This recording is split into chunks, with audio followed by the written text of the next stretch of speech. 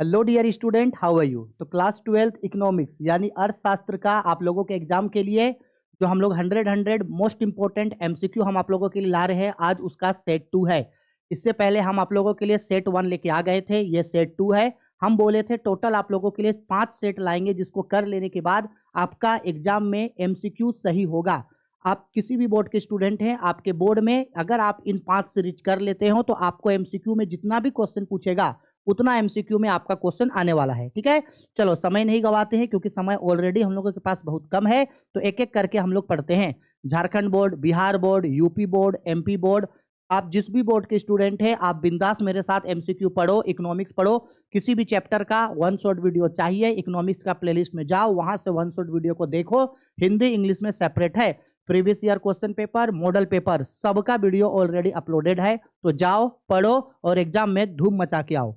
चलो समय नहीं गवाते, स्टार्ट करते हैं। ये रहा हमारा आज का क्वेश्चन। देखो क्वेश्चन में ये बोल रहा है हम लोगों को कि बीएसटी अर्थशास्त्र में निम्नलिखित में से किसका अध्ययन किया जाता है। यानी एक जो बीएसटी अर्थशास्त्र होता है उसमें हम लोग किसके बारे में पढ़ते हैं? व्यक्तिगत परिवार के बारे में, जी हाँ। व्यक्तिगत फार्म, जी हाँ। व्यक्तिगत उद्योग, बिल्कुल सही। तो राइट आंसर होगा ऑप्शन नंबर डी, क्योंकि एक जो बीएसटी अर्थशास्त्र है वहां छोटे छोटे चीजों के बारे में ही पढ़ा जाता है।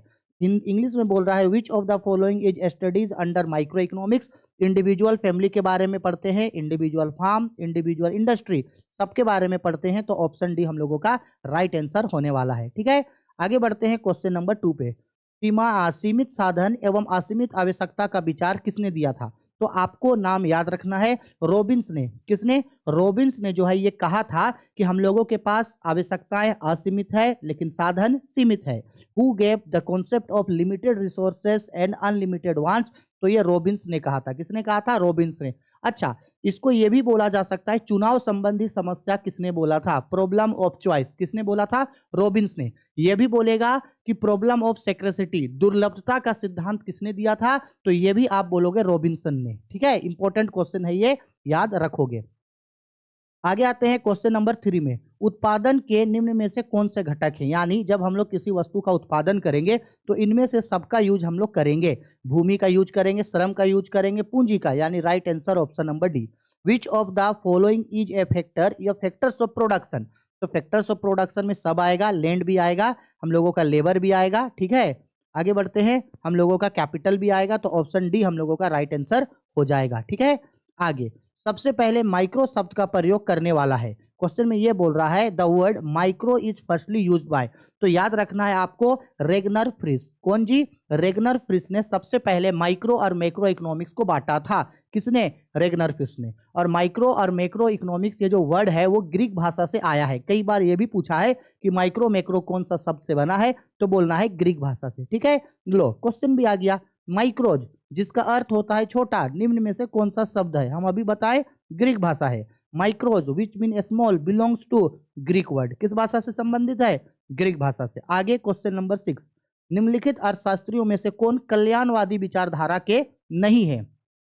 Which of the following is not A welfare economist? तो वेलफेयर इकोनॉमिस्ट का परिभाषा यानी वेलफेयर रिलेटेड डेफिनेशन किसने नहीं दिया है? जेबी से। जेबी से इसका हिस्सा नहीं है। बाकी केनन, पीगू और मार्शल, इन्होंने अर्थशास्त्र को मानव कल्याणवादी यानी कि ह्यूमन वेलफेयर रिलेटेड बताया है। आगे आते हैं क्वेश्चन नंबर हम लोग 7 पे। देखिए क्वेश्चन नंबर 7 में हम लोगों को क्वेश्चन यहाँ पे क्या बोल रहा है? क्वेश्चन नंबर 7 पे बोल रहा है यहाँ पे अर्थव्यवस्था की केंद्रीय समस्या है। क्या उत्पादन हो? बिल्कुल। कैसे उत्पादन हो? बिल्कुल। उत्पादित वस्तुओं का वितरण कैसे हो? बिल्कुल सही। तो राइट आंसर होगा option number D. The central problem of an economy is what to produce, how to produce, how to distribute produce goods. बिल्कुल सही, option number D right answer है। क्योंकि हमको पता है अर्थव्यवस्था की यही 3 प्रमुख केंद्रीय समस्या यानी कि सेंट्रल प्रॉब्लम होता है। क्वेश्चन नंबर 8 पे आते हैं। बोल रहा है किस अर्थव्यवस्था में निजी एवं सार्वजनिक क्षेत्र का सहअस्तित्व होता है? मतलब कौन सा इकोनॉमिक्स में निजी क्षेत्र और सार्वजनिक क्षेत्र दोनों मिलकर काम करता है? तो उसको मिश्रित अर्थव्यवस्था बोलते हैं। और आपको याद रखना है कि भारत का अर्थव्यवस्था भी एक मिश्रित अर्थव्यवस्था है। विच इकोनॉमिक्स हैज को existence of private sector and public sector? तो प्राइवेट सेक्टर और पब्लिक सेक्टर मिलकर जिस इकोनॉमिक्स को चलाता है उसको मिक्स्ड इकोनॉमिक्स बोलते हैं। और हम लोगों का इंडिया का जो इकोनॉमिक्स है ये भी मिक्स्ड इकोनॉमिक्स होता है। Question number 9। किस अर्थव्यवस्था में कीमत तंत्र के आधार पर निर्णय लिए जाते हैं? तो ये जो कीमत तंत्र के आधार पर बोल रहा है, तो कीमत तंत्र के आधार पर पूंजीवादी अर्थव्यवस्था में निर्णय लिया जाता है। in which economy decisions are taken on the basis of price mechanism? कौन सा मैकेनिज्म? Price mechanism. तो ये कैपिटलिस्ट इकोनॉमिक्स होता है। तो ऑप्शन बी हम लोगों का राइट आंसर होगा। आगे क्वेश्चन नंबर 10, अच्छा क्वेश्चन है। उत्पादन संभावना वक्र का ढाल गिरता है। अच्छा क्वेश्चन है। उत्पादन संभावना वक्र का ढाल बाएं से दाएं गिरता है, कुछ इस तरीके से। ड्राइंग देख लो यहाँ पे, यानी प्रोडक्शन पॉसिबिलिटी कर्व का ढाल इस तरीके से गिरता है। इसी को बोलते हैं नतोदर। याद रखना, क्या बोलते हैं? नतोदर यानी कि उत्तल। इसी को बोलते हैं कॉनकेव। याद रखोगे नाम, क्या बोला जाता है? Concave. The slope of production possibility curve falls from left to right. ऊपर हम ड्राइंग बनाए हैं, वहां से आप देख सकते हो। और याद रखना, आप लोगों को उत्पादन संभावना वक्र के ऊपर बोर्ड एग्जाम में क्वेश्चन जरूर पूछेगा। उपभोक्ता व्यवहार का अध्ययन किया जाता है। तो देखो, उपभोक्ता व्यवहार यानी उपभोक्ता तो एक आदमी है, और एक आदमी के बारे में किसमें पढ़ते हैं? सूक्ष्म अर्थशास्त्र में, यानी कि व्यष्टि अर्थशास्त्र में पढ़ते हैं। Consumers behaviour is studies in micro economics. किसमें? माइक्रो। सूक्ष्म अर्थशास्त्र मतलब होता है व्यष्टि अर्थशास्त्र, ठीक है। व्यापक अर्थशास्त्र मतलब होता है समष्टि अर्थशास्त्र। यह भी बहुत इंपॉर्टेंट क्वेश्चन है। गोसम का प्रथम नियम निम्नलिखित में से कौन है? अच्छा, गोसेन ने गोसेन ने दो नियमों को बताया था। सबसे पहला नियम था उसका सीमांत उपयोगिता ह्रास नियम, ये गोसेन का पहला नियम है। और दूसरा नियम बोलता तो सम सीमांत उपयोगिता का नियम, ये गोसेन का दूसरा नियम है, याद रखोगे। लेकिन पहला नियम बोला तो ऑप्शन बी यानी सीमांत उपयोगिता ह्रास नियम, ये गोसेन का पहला नियम है। इंग्लिश में बोला था which is the first law of Gossen. तो गोसेन का फर्स्ट लॉ हम लोगों का है law of diminishing marginal utility, और गोसेन का सेकंड लॉ है law of equi marginal utility. Option B हम लोगों का राइट आंसर। बजट रेखा दर्शाती है, ये जो बजट रेखा होता है वो बजट रेखा किस चीज को दर्शाती है? तो बजट रेखा हमेशा बताता है मूल्य को, किसी भी वस्तु का मूल्य अनुपात को। Budget line indicate price ratio. किसको? Price ratio. Important question. आगे बोल रहा है क्वेश्चन पे, उदासीनता वक्र की ढाल निम्नलिखित में से किससे मापी जाती है? यानी ये जो हम लोगों का प्रोडक्शन पॉसिबिलिटी कर्व होता है, प्रोडक्शन पॉसिबिलिटी कर्व जो हम लोगों का होता है, उत्पादन उदासीनता वक्र का जो ढाल होता है वो हम लोग किससे मापते हैं? तो उदासीनता वक्र का ढाल जो है वो सीमांत प्रतिस्थापन दर से मापा जाता है। इंपॉर्टेंट और अच्छा क्वेश्चन है। इंग्लिश में हम लोगों को ये बोल रहा है from which of the following is the slope of indifference curve is measured. तो इंडिफरेंस कर्व को मार्जिनल रेट ऑफ सब्स्टिट्यूशन यानी कि MRS से मापा जाता है। आगे आते हैं क्वेश्चन नंबर 15। देखो जी, 15 पे बोल रहा है वस्तु की हर अगली इकाई के प्रयोग करने से सीमांत उपयोगिता घटती जाती है। जैसे ही हम लोग किसी वस्तु का एक अतिरिक्त इकाई का उपभोग करते हैं तो उससे मिलने वाला सीमांत उपयोगिता घटते चला जाता है। Consumption of every additional unit of commodity marginal utility diminishing. Marginal utility diminishing होगी। जैसे एक सामान खाए तो मान लो 20 के बराबर मार्जिनल यूटिलिटी मिला, 2 में हो सकता है घट के 15 हो जाए, 3 में हो सकता है घट के 10 हो जाए, 4 में हो सकता है घट के 8 हो जाए। एक बार 0 हो जाएगा, फिर भी अगर आगे बढ़े तो ये माइनस भी हो जाएगा, ठीक है। आगे नेक्स्ट आते हैं क्वेश्चन नंबर 16। ये क्वेश्चन हमें हम लोगों को फॉर्मूला पूछ रहा है। क्या पूछ रहा है? फॉर्मूला। सीमांत उपयोगिता हम कैसे निकालते हैं? How we calculate marginal utility, यानी कि MU का फॉर्मूला पूछ रहा है। तो MU का फॉर्मूला होता है delta TU divided by delta Q। तो ये हम लोग का ऑप्शन नंबर ए पे है। ऑप्शन नंबर ए हम लोगों का राइट आंसर होगा। क्लियर बात है। आगे 16 के बाद आते हैं 17 नंबर। 17 नंबर क्वेश्चन पे ये बोल रहा है उपयोगिता की माप की जा सकती है। कौन सा वस्तु हम लोगों के लिए कितना यूजफुल रहा, इसको हम लोग मुद्रा के द्वारा माप सकते हैं। Utility can be measured in term of money. और याद रखना, यूटिलिटी का SI मात्रक यूटिल्स होता है। आगे आते हैं क्वेश्चन नंबर 18। बोल रहा है उपयोगिता का क्रमवाचक सिद्धांत किसने दिया, यानी who propounded the ordinal utility concept. पिछले वाला में भी था ये, हम दो चीज बताए थे, क्रमवाचक सिद्धांत और गणनवाचक सिद्धांत। ऑर्डिनल यूटिलिटी और कार्डिनल। और याद करने का तरीका बताए थे। अगर कार्डिनल यूटिलिटी बोलेगा तो का से याद रखना सी से याद रखना CM यानी कि मार्शल। और अगर ऑर्डिनल यूटिलिटी बोलेगा तो ओ से याद रखना हो से याद रखना H से याद रखना हिक्स एंड एलन। तो याद रखना, क्रमवाचक सिद्धांत यानी कि ऑर्डिनल यूटिलिटी हिक्स और एलन ने बताया था। और यही अगर गणनवाचक बोलता है यानी कि कार्डिनल यूटिलिटी तो मार्शल बोलोगे आप। क्लियर है? आगे नेक्स्ट क्वेश्चन पे आते हैं। अर्थशास्त्र में उपयोगिता का क्या आशय है? सिंपल सा बात है, किसी भी वस्तु में आवश्यकता को पूरी करने की जो शक्ति होती है वही उस वस्तु की उपयोगिता कहलाती है। Utility in economics means want satisfying power of a commodity. Option A right answer. आगे आते हैं क्वेश्चन नंबर 20। बोल रहा है कुल उपयोगिता जब स्थिर होती है तब सीमांत उपयोगिता कैसे होगा? एक ड्राइंग से देखते हैं, इसमें संबंध भी कई बार एग्जाम में पूछा गया है, तो आप इसको अच्छा से रिलेशन को समझोगे। मान लो ये हम लोगों का टोटल यूटिलिटी वाला लाइन है और ये हम लोगों का मार्जिनल यूटिलिटी। ये टोटल यूटिलिटी यानी कुल उपयोगिता, ये मार्जिनल यूटिलिटी मतलब एमयू, और ये मैक्सिमम है, तब ये यहाँ पे मार्जिनल यूटिलिटी क्या होता है? जीरो। तो अब क्वेश्चन में बोल रहा है जब कुल उपयोगिता स्थिर होगा यहाँ, तब सीमांत उपयोगिता यहाँ पे क्या हो जाएगा? जीरो हो जाएगा, यानी कि शून्य हो जाएगा। ऑप्शन ए हम लोगों का right answer. Is it clear? English में भी बोल रहा है when total utility is fixed then marginal utility is zero.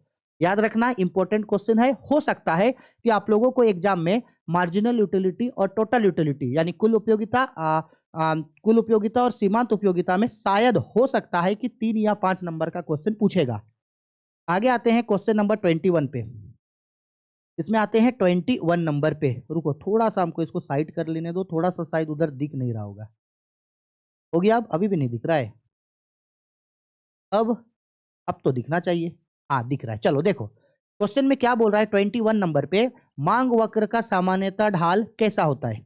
तो मांग वक्र जो है वो बाएं से दाएं नीचे की ओर गिरता है, इस तरीके से। डिमांड कर्व हमेशा ऐसे गिरता है, डिमांड लाइन ऐसे गिरता है बाएं से दाएं नीचे की ओर, यानी 21 का राइट आंसर होगा B. The slope of demand curve is downward from left to right origin. याद रखोगे, ठीक है? चलो आगे आते हैं हम लोग क्वेश्चन नंबर 22 पे। 22 पे बोल रहा है मांग में कमी के निम्नलिखित में से कौन से कारण है? क्या ऐसा कारण है जिससे मांग घटेगा? आय में कमी। सिंपल बात है, अगर हम कम कमाएंगे तो मेरा मांग घटेगा, सही है।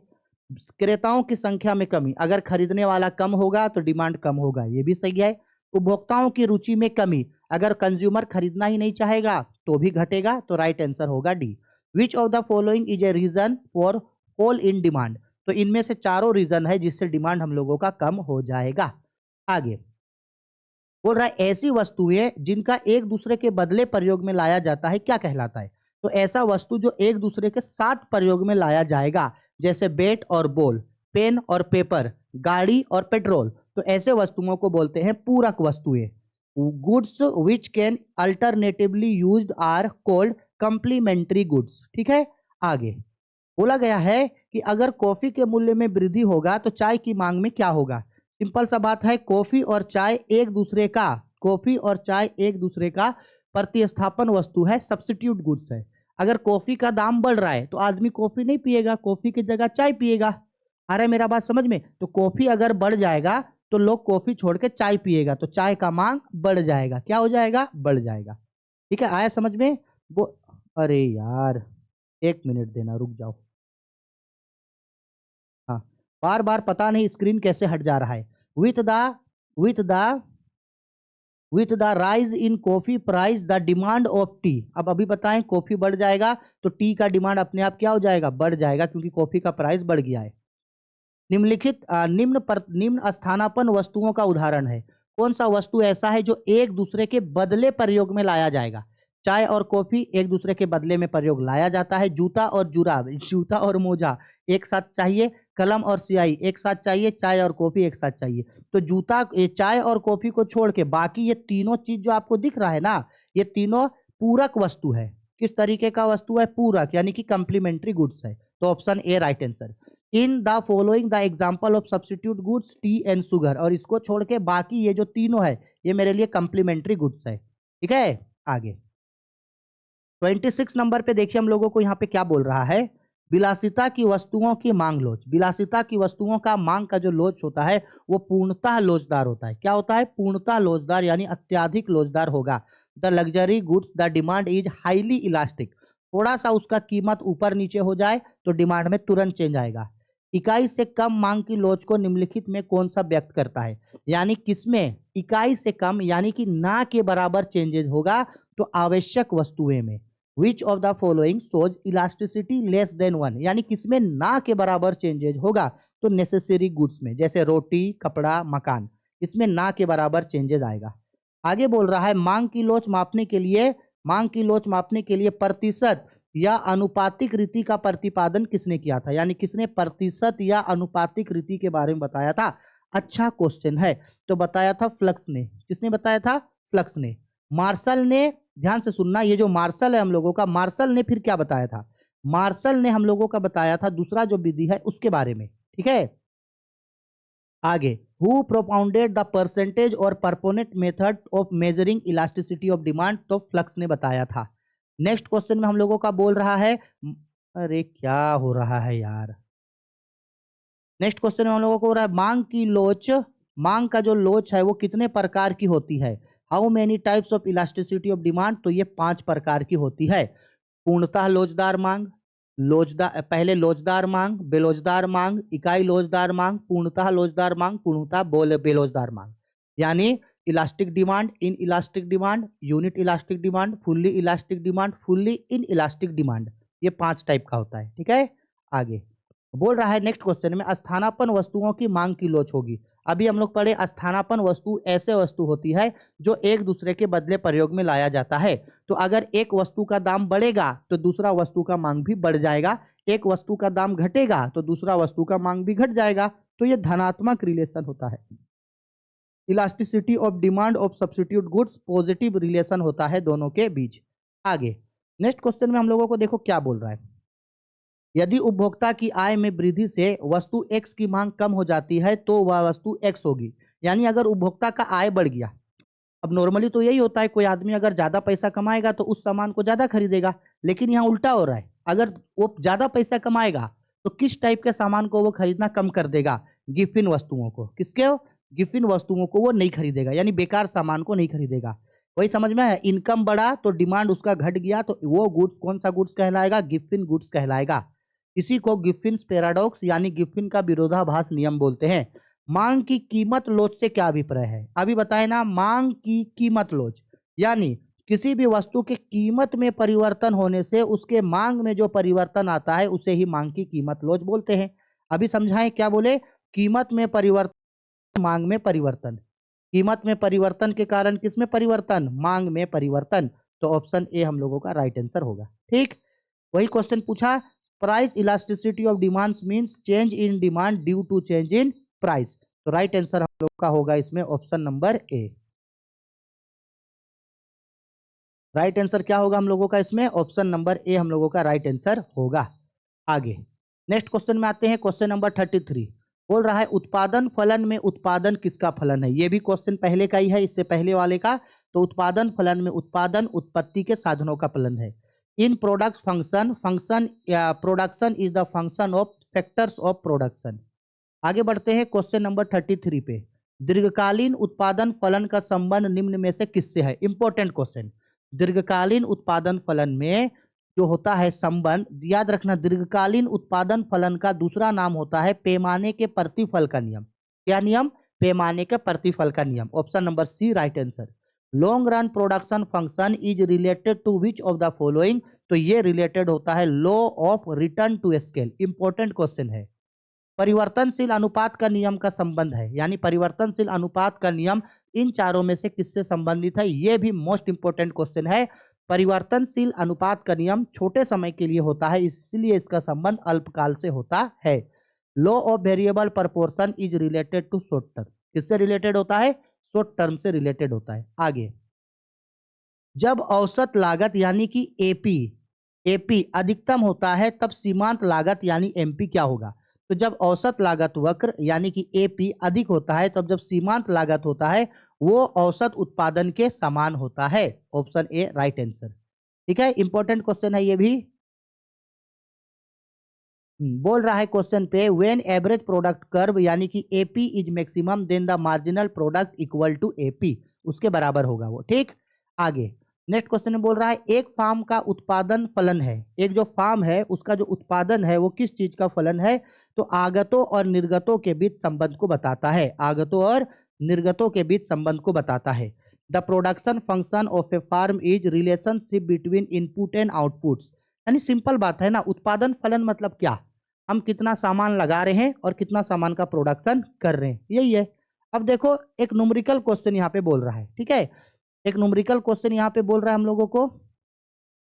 देखो इसका सोल्यूशन, इसको अच्छा से सुनना, क्वेश्चन सिंपल है, अच्छा है। ये हमको बोल रहा है कि अगर मान लो हम लोग 100 सामान बनाए, कितना सामान बनाए ध्यान से समझना, 100 सामान बनाए और 100 सामान बनाने से उसका जो कुल स्थिर लागत है वो 30 रुपया है और औसत परिवर्तनशील लागत 3 रुपया है, तो कुल लागत बताओ। यानी कि 100 सामान बनाए, 100 क्वांटिटी बनाए, तो उसका टोटल फिक्स्ड कॉस्ट 30 रुपया है और टोटल वेरिएबल कॉस्ट 3 रुपया है। तो उस सामान को बनाने में टोटल कॉस्ट कितना लगा है बताओ।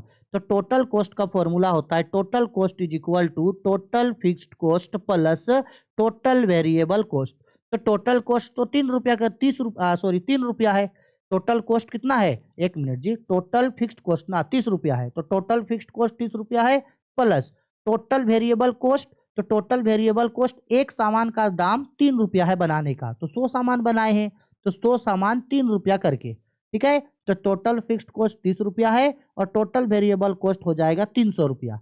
तो जब जोड़ देंगे तो जोड़ के हो जाएगा 330 रुपया। तो राइट आंसर होगा हम लोगों का ऑप्शन नंबर डी, ठीक है। ये बस फॉर्मूला आपको याद रखना, यहां से एक फॉर्मूला याद रखना, total cost is equal to total fixed cost plus total variable cost, ठीक है। आगे इंपॉर्टेंट क्वेश्चन, औसत लागत वक्र का आकार कैसा होता है। ये क्वेश्चन लगभग हर साल पूछा है। औसत लागत वक्र यानी कि एवरेज कॉस्ट कर्व लग यू शेप का होता है, कुछ इस तरीके का, इस तरीके का होता है एवरेज कॉस्ट, ठीक है, याद रखना इंपॉर्टेंट है। बोला गया है कि the shape of average cost curve is U shape, important question है। यहां से एक हमको फॉर्मूला पूछा, बोला कि इनमें से कौन सा कथन सही है बताओ, इनमें से कौन सा कथन है सही बताओ। बोल रहा है एवरेज कॉस्ट, यहां से हम जो राइट आंसर है हम वो बता रहे हैं। एवरेज कॉस्ट का राइट फॉर्मूला होता है average cost is equal to average fixed cost plus average variable cost, ठीक है। ऑप्शन नंबर डी इसका राइट आंसर है। फॉर्मूला है तो ज्यादा सोचने का जरूरत इसमें नहीं है, डायरेक्ट आपको आंसर याद रखना, काम चल जाएगा। 41 नंबर, मौद्रिक लागत में निम्नलिखित में से किसे सम्मिलित किया जाता है। तो मौद्रिक लागत में जो है इन चारों ही लागतों को शामिल किया जाता है। Which of the following is included in monetary cost, तो मॉनेटरी कॉस्ट में ये तीनों कॉस्ट को शामिल किया जाता है, तो ऑप्शन डी राइट आंसर होगा।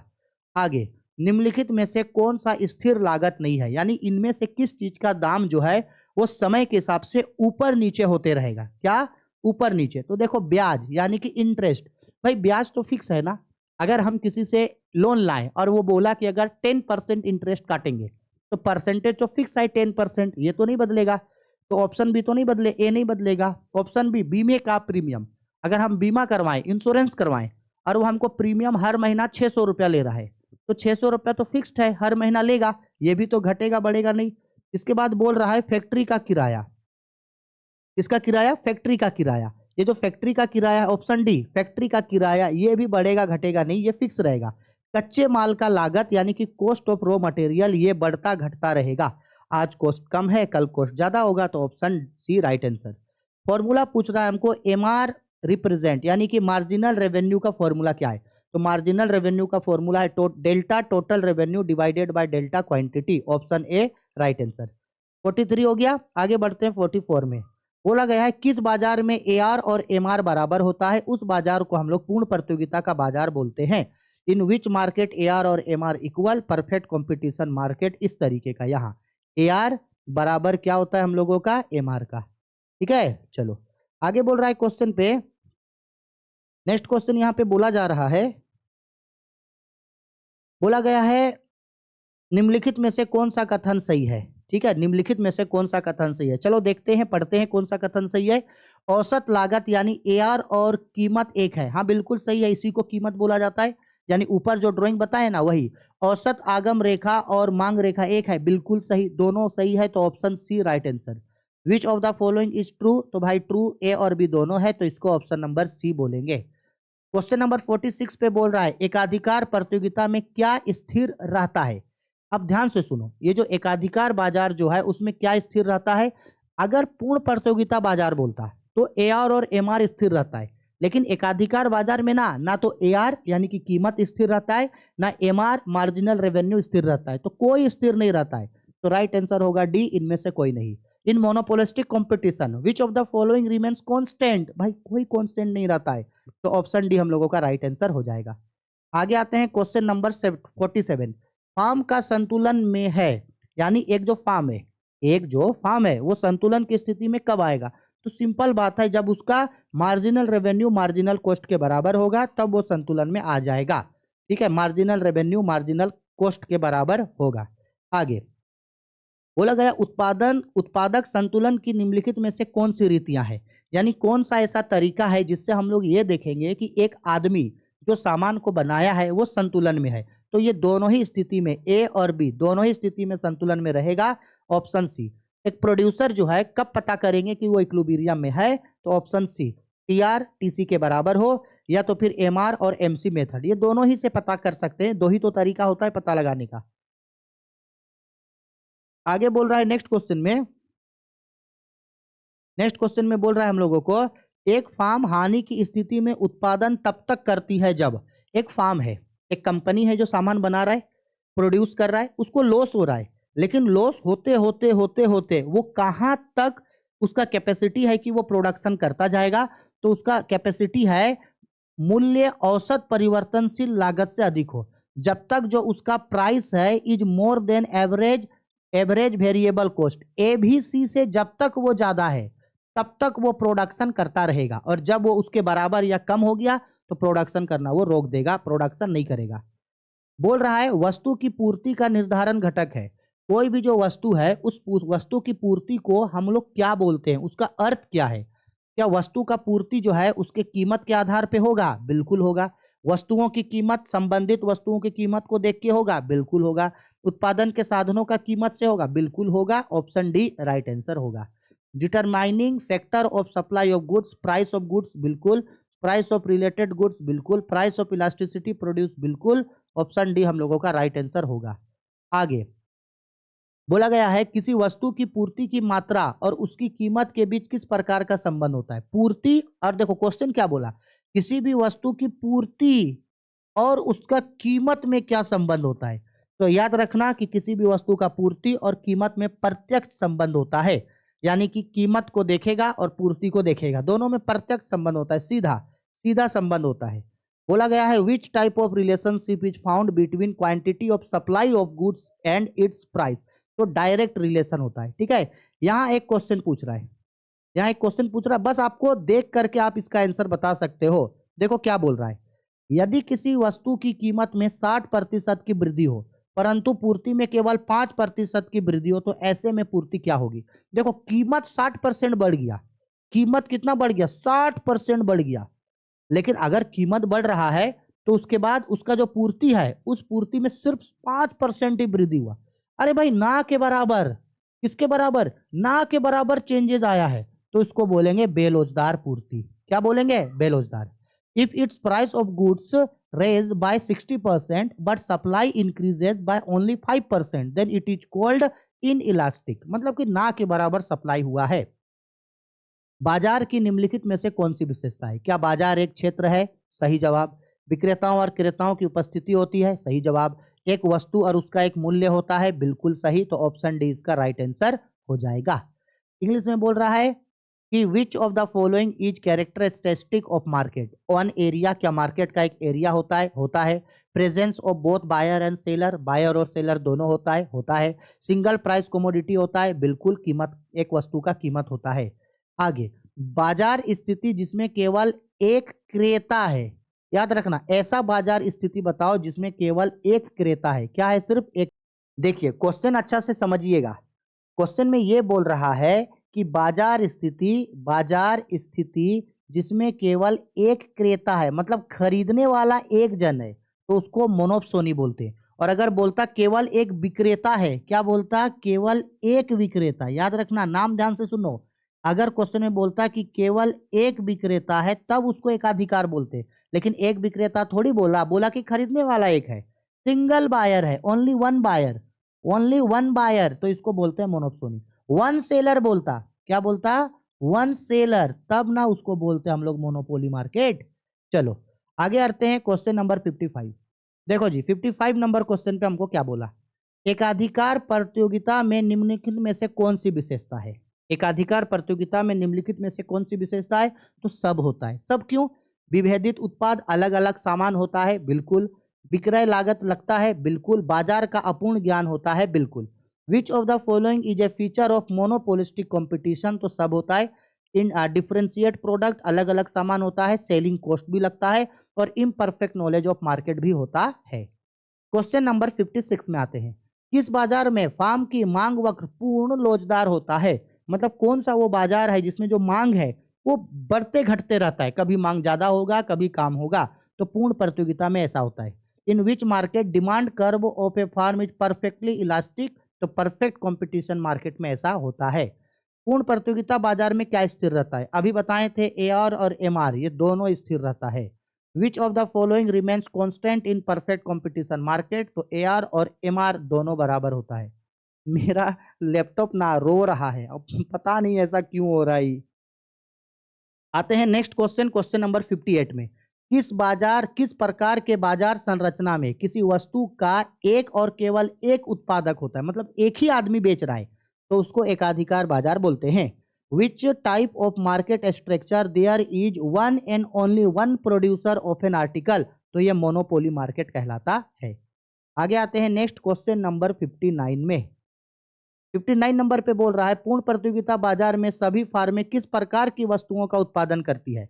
तो एक जो पूर्ण प्रतियोगिता बाजार है उसमें जितना भी फर्म है वो एक ही जैसा सामान बनाता है, जिसको बोलते हैं समरूप वस्तुएं।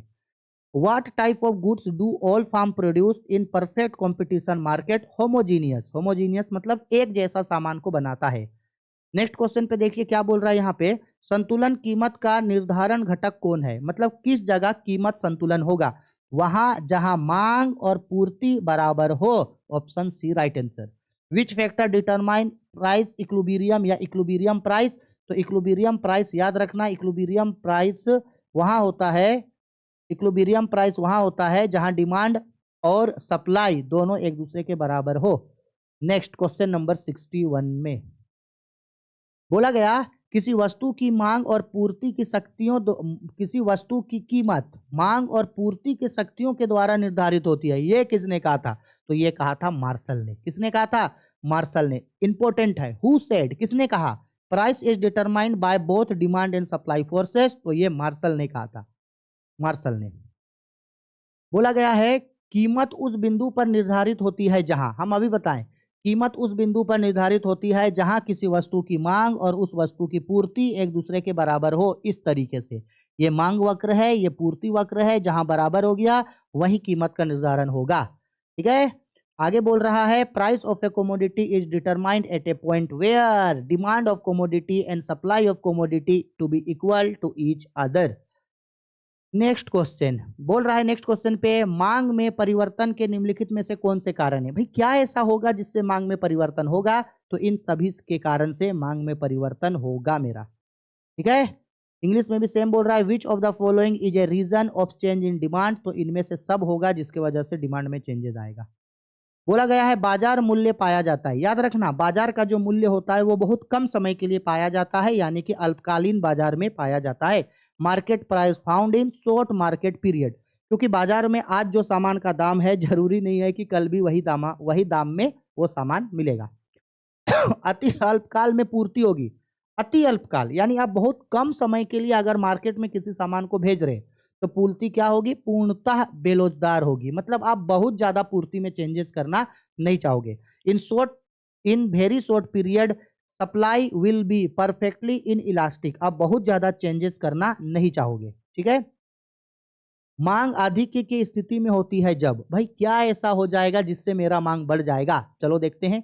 मांग की मात्रा अधिक हो, अगर मांग की मात्रा अधिक होगा तो मांग अधिक होगा। मांग एवं पूर्ति बराबर होगा तो मांग अधिक होगा? नहीं होगा। रुको, ऑप्शन सी पूर्ति की तुलना में मांग अधिक होना। हाँ, जब मांग अधिक होगा, क्या अधिक होगा? मांग किससे? पूर्ति से, तो उसको ही आधिक्य मांग बोलते हैं। ठीक है, आगे इंग्लिश में भी देखो वही क्वेश्चन बोल रहा है। इंग्लिश में क्या बोल रहा है? इंग्लिश में बोल रहा है demand is in a state of excess. Excess demand होगा when demand is higher than its supply.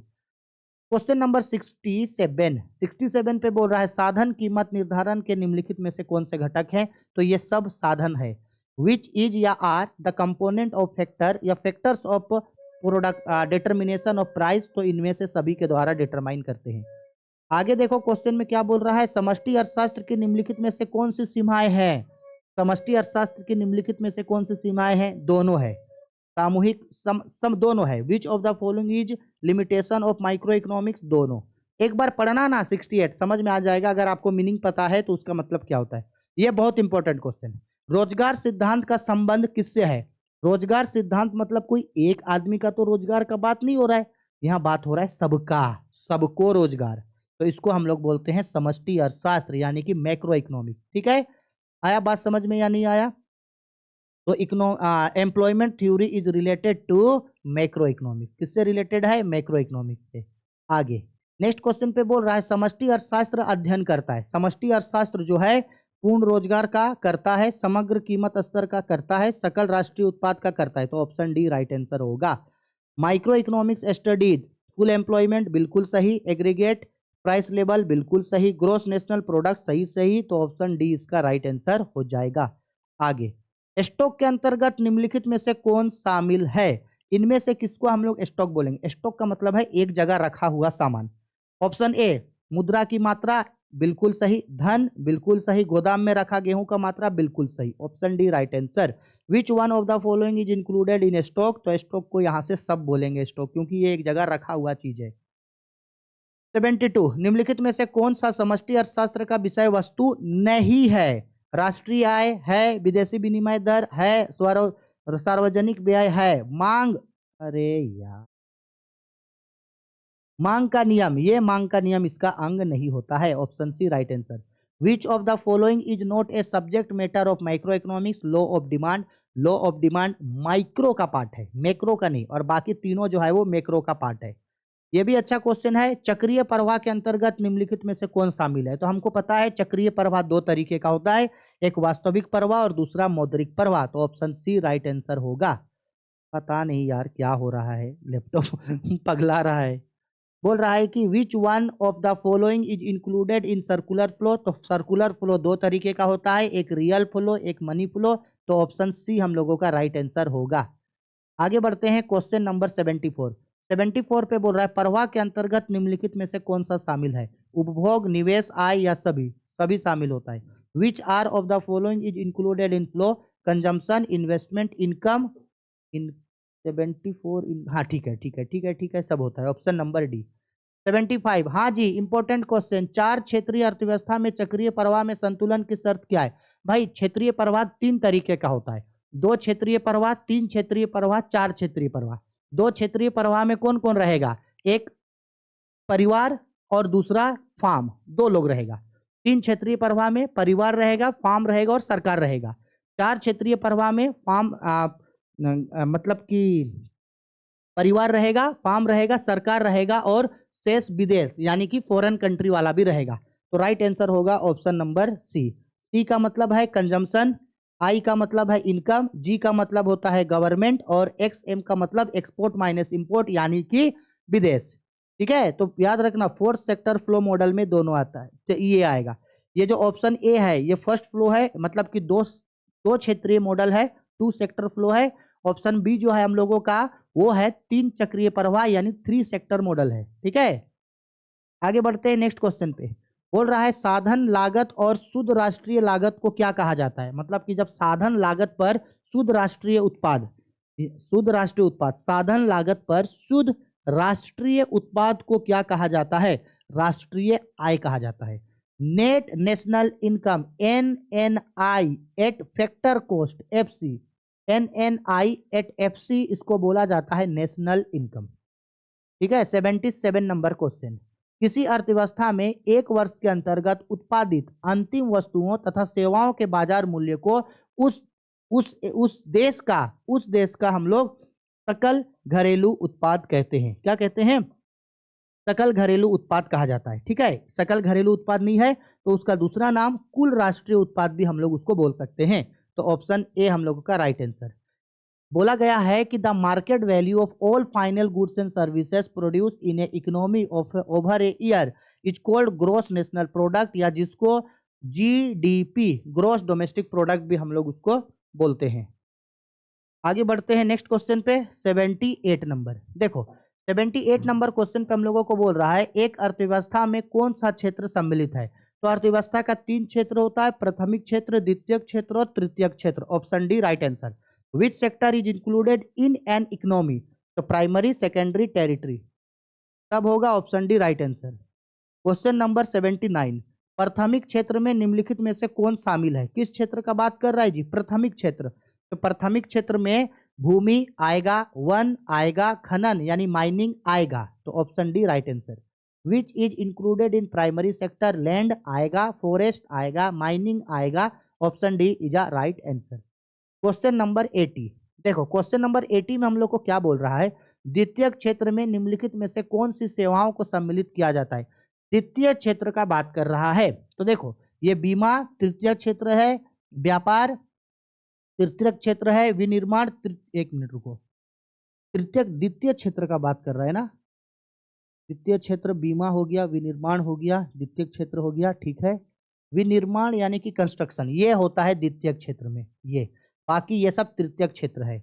Which one of the following is included in secondary, ये हम लोग का थर्ड सेक्टर, ये थर्ड सेक्टर, ये थर्ड सेक्टर, ये होता है सेकेंडरी सेक्टर में। लाभ में निम्नलिखित में से कौन सा घटक है, सब, इन सब को हम लोग लाभ मानते हैं। Which are of the following is included in component of profit, सब।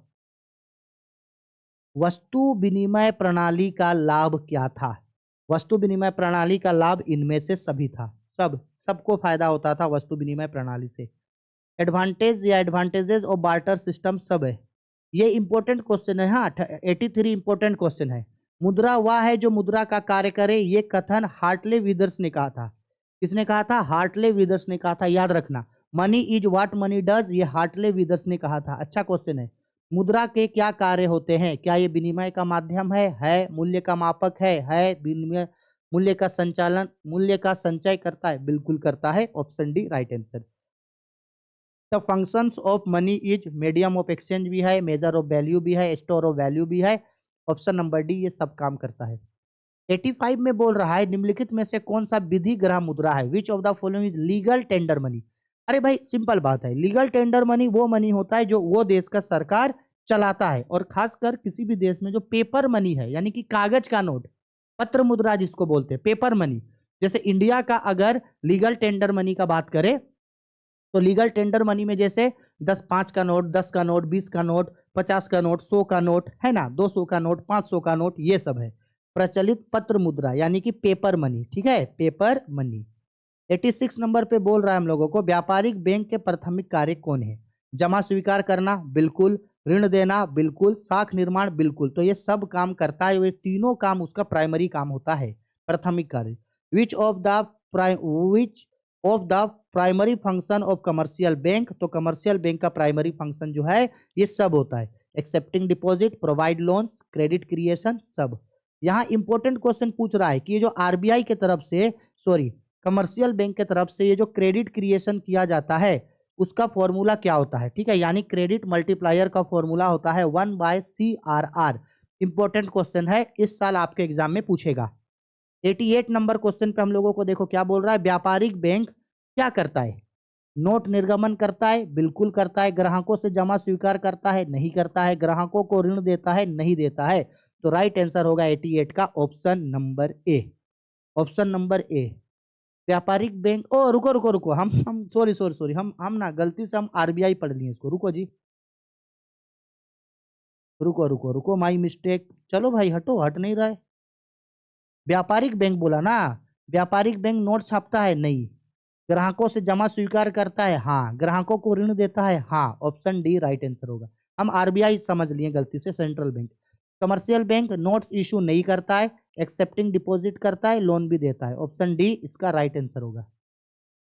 89 नंबर, केंद्रीय बैंक द्वारा कौन सी मुद्रा जारी की जाती है। तो केंद्रीय बैंक द्वारा जो है वो साख क्रेडिट, रुको एक मिनट, चल मुद्रा यानी कि करेंसी, कागजी मुद्रा को जो है वो सेंट्रल बैंक छापता है, जो इंडिया में आरबीआई है, ठीक है। हर देश के पास अपना सेंट्रल बैंक है।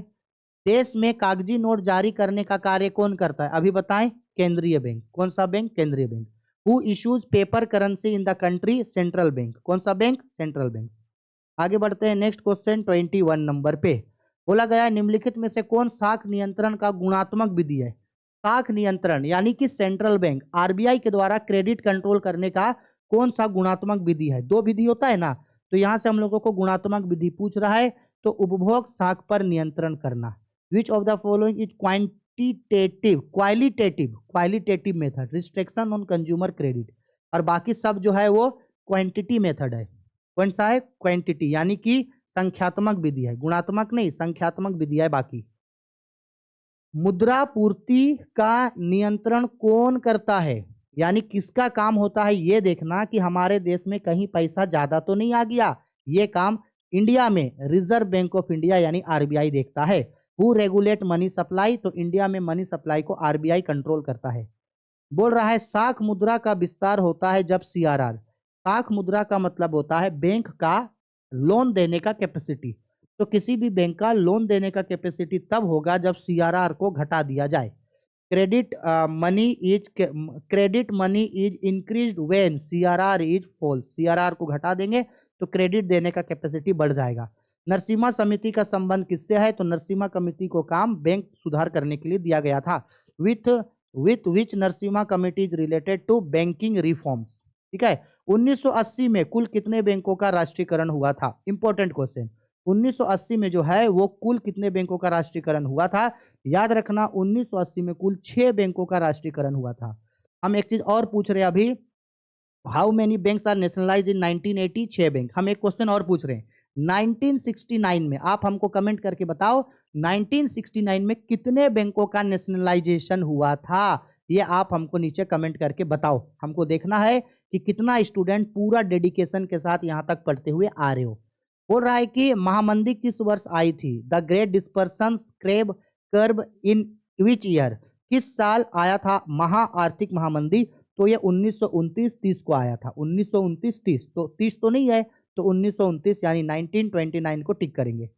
आगे नेक्स्ट क्वेश्चन पे बोल रहा है आय एवं उत्पादन के संतुलन स्तर पर सामूहिक मांग में वृद्धि को क्या करेंगे। अगर आय और उत्पादन संतुलन है, आय और उत्पादन संतुलन है, लेकिन सामूहिक मांग जो है हम लोगों का वो बढ़ जा रहा है, तो इसको हम लोग सब बोलेंगे। या तो रोजगार मिल रहा है लोगों को, या उत्पादन हो रहा है, या आय का कोई नया स्रोत आया है।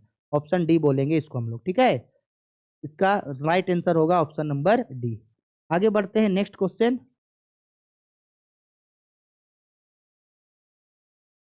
चलिए नेक्स्ट क्वेश्चन में हम लोग बढ़ते हैं। अभी नेक्स्ट क्वेश्चन हम लोगों को यहाँ पे क्या बोल रहा है। नेक्स्ट क्वेश्चन है कीन्स का गुणांक सिद्धांत निम्नलिखित में से किसके बीच संबंध स्थापित करता है। कीन्स का जो निवेश गुणांक है वो किसके बीच संबंध, मतलब कीन्स का रोजगार गुणांक जो है वो किसके बीच संबंध को स्थापित करता है। तो कीन्स का रोजगार सिद्धांत निवेश और आय के बीच, किसके बीच? निवेश और आय के बीच संबंध को बताता है। इनिशियल मल्टीप्लायर थ्योरी किसके बीच रिलेशन बताता है? इन्वेस्टमेंट और इनकम। याद रखना, अच्छा क्वेश्चन है। 99 नंबर क्वेश्चन, राजकोषीय नीति के अंतर्गत किसे शामिल किया जाता है। तो राजकोषीय नीति जब हम लोग बनाते हैं तो राजकोषीय नीति के अंतर्गत सबको शामिल करते हैं। Which one is included in fiscal policy? इन सबको शामिल किया जाता है। लास्ट क्वेश्चन हम लोगों को बोल रहा है निम्नलिखित में से कौन सी राजस्व प्राप्ति नहीं है। इन चारों में से कौन सा ऐसा प्राप्ति है जो राजस्व प्राप्ति नहीं है? ऋण की वसूली करना नहीं है, बाकी सब राजस्व प्राप्ति है। Which of the following is not a revenue receipt? तो ये हम लोगों का option number A recovery of loan नहीं है, बाकी सब है। तो इस तरीके से जो है हम लोगों का 100 का 100 एमसीक्यू जो है वो कंप्लीट हो गया। ठीक है, ये हम लोगों का क्या है, सेट 2 है। ऐसे ही हम आप लोगों के लिए 2 या 3 और सेट लेकर के आएंगे, plus chapter by chapter MCQ लाएंगे और पीवाईक्यू क्वेश्चन लाएंगे। अगर आप इतना कर लेते हो तो इससे ज्यादा आपको, हमको नहीं लगता है, आप किसी भी बोर्ड के स्टूडेंट होंगे, इससे ज्यादा आपको एमसीक्यू करने का जरूरत होगा। ठीक है, वीडियो पसंद आई है तो लाइक करो, शेयर करो, कमेंट करो। कोई भी दिक्कत डाउट परेशानी है तो वीडियो के कमेंट बॉक्स पे कमेंट करके हमको जरूर बता देना। ठीक है, चलो।